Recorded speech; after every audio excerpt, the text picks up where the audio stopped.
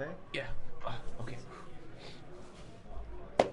Welcome, triathlon friends. It's episode number 11. We are on our Zero2Hero triathlon journey with the master himself. It's Christian with me. We are here in Baldingen, which is in the very north of Switzerland. We are on a charity ride with Sylvain Dillier, doing some action with on the bike today in the mud in the woods, so a little bit off road.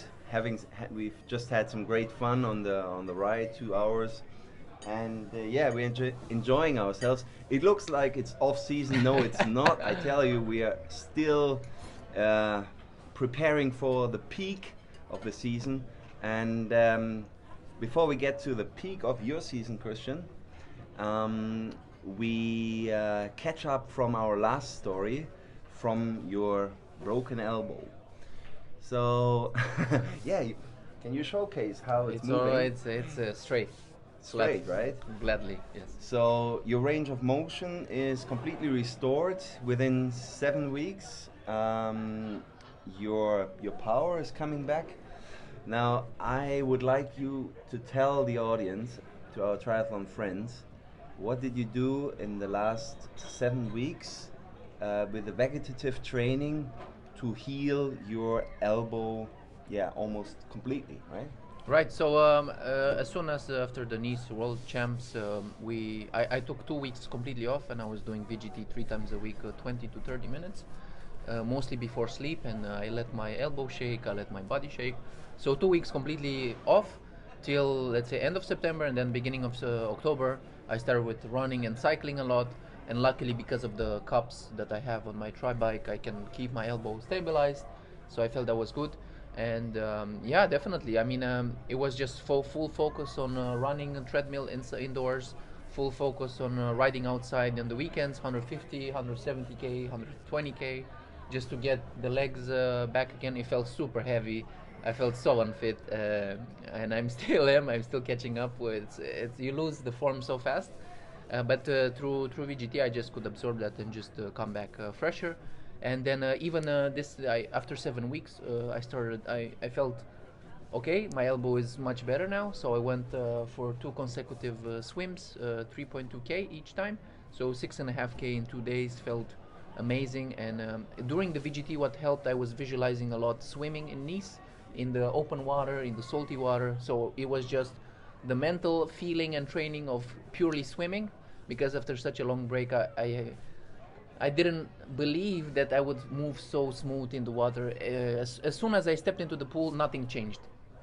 So the mental training was a kind of a plaster as a solution for me that worked incredibly well, because I could just go in the water, first swim, and the arm was extending by itself. And I think the first 100 meters I did in 1:45.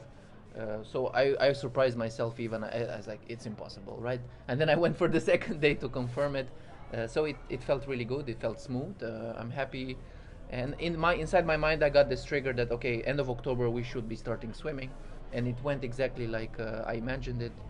Luckily, it's not a given. I don't take it for granted.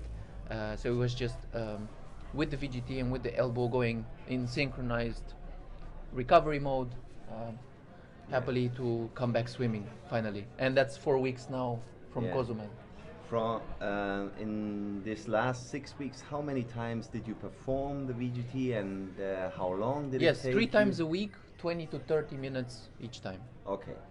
So, and what was your feeling during these sessions? Was it always the same feeling that you had some pulsation in your elbow, or how did it feel when it was healing? The elbow in the first sessions didn't move at all. It was mobilized, so the body was treating it very gently. And then as soon as I gained more range of motion during the day, the elbow started warming up and it started shake as well. So it was a very gradual process. Don't imagine I was doing VGT and then my elbow was flying all over the places from the first day. No, it was a very step-by-step approach, listening to the body, not extending it, not forcing it. So it was more to absorb the training from the run and the bike.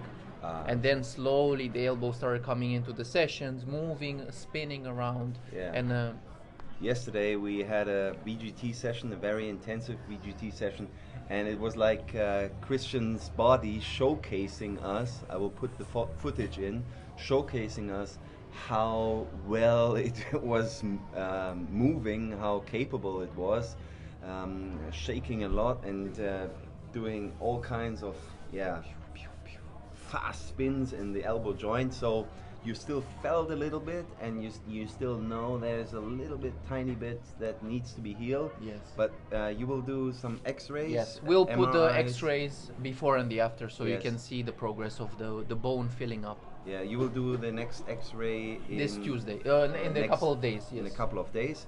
So we'll put them together, and then we have the kind of material confirmation. Mm. So this VGT session we did yesterday, it was not only for like healing the elbow and to showcase that, it was also to prepare you for your peak event, which actually you were at the World Championships, which is a peak event. You have been to the half Ironman World Championships in Lahti, which is a peak event, and Christian has a third peak event coming up in Cozumel in 4 weeks' time. And we were preparing in the VGT session in that special state for the heat that is expecting you on the course, and I think that went very well. So we were integrating your personal image of a cool, focused race in the heat, staying aero, staying efficient. So it's not playing around time. It will be very, very focused, and that went super well, super smooth. How was your impression about that? I felt completely absorbed. So I passed out. I was totally immersed into the cooling experience. I even started shivering a little bit. My body temperature went lower, so I could feel it in the moment. So we could tap that into that feeling again during the race, and we will measure that with the core body temperature sensor to have a very quantitative effect of the cool off in the VGT translated into the race day. Yes, so we measure that in 4 weeks' time, Yes, right? on the 19th of November, IRONMAN Cozumel. Okay, up till then, you will have a good program to do. There's a lot of work coming up. Tomorrow you will run a marathon. Lausanne in Marathon. Lausanne. And then you will have 1 week of training here, and leading into a bike training camp focused on the bike, but also, of course, the other sports on Mallorca. So we'll stay there for 11 days and then directly go from there to Cozumel. Right. Or almost, yeah. So I'll be working there. I will be working remotely, and then I will squeeze the training sessions, the bigger ones on the weekends, and then in the work days, as suitable and as the flow goes. Yes. So you see, it's really elevating the game, coming out of this healing process, and then shifting up into another peak event, which we haven't planned. It's just coming out of your How does it come? How do you get your intuition? Feeling, having fun, and then things working out by themselves. Yes. So you see, it's still Christian is an amateur, and he's doing this.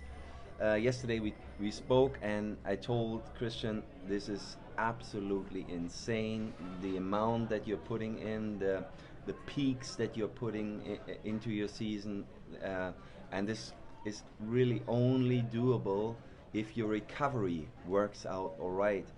I mean, it doesn't have to be vegetative training, but if you are good at breath work or whatever, that something that keeps you in balance, it's really, really, really essential if you want to keep up and have a successful life besides the sport, right? So you have a successful work life now.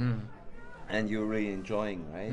Yeah, I'm fully dedicated on work and sports during my free time. So I have a full-time job that can range between 40 to 60 hours a week, and then the training weekly from 10 to 20 hours a week.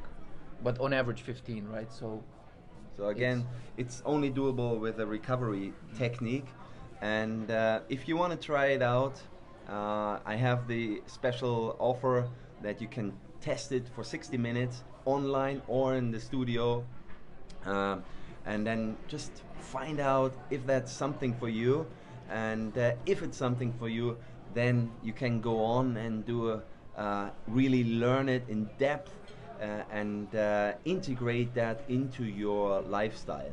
And yeah, I'm starting a new program soon for 10 athletes. I will support them 1 year for 1 year with 1 session a month. But it's very important, if you are up for that, that you commit to a recovery technique that you do regularly. Then I know, I've seen it now. I mean, it's a wonderful example how much potential we can unlock from someone completely regular person, a regular person with no crazy sports back, not 20 years of swimming, 20 hours a week. I did some soccer when I was young, and I did gym. Soccer doesn't count. Yeah, you know, so it's like running with the ball around. But the last 6 years I was more into fitness and gym, so there was zero endurance capability pre-existing. So it just goes to show, based on the results, based on the races and recovery mode, anyone can do it. Yes. So if this is for you, check out and contact us. Email your questions, and yeah, we'll be happy to support you. And finally, our 12th and last story will come up in about a month after IRONMAN Cozumel.